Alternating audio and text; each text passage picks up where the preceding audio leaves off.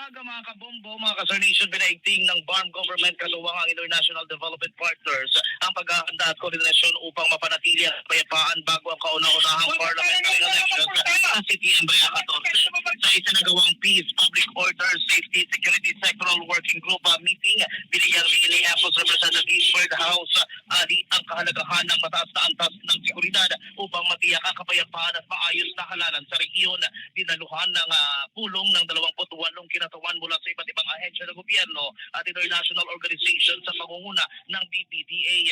Ayon naman sa Police Regional Office, Bangsamoro Autonomous Region, nagpapatuloy na ang security preparations para mabantayan ang 32 parliamentary districts, mahigit 3,400 polling precincts at mahigit 1.8 milyong rehistradong botante sa Bangsamoro Region.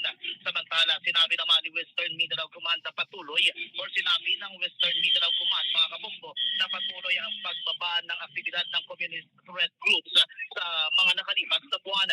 Tinalakay rin sa pulong ang mga hakbang laban sa election-related violence at pagpapalakas ng early warnings at response systems sa mga lugar na vulnerable sa kaguluhan. At iyan ang aking report mula dito sa Cotabato City. Ako, si Star DJ Tom. This is Bombo Radio Philippines.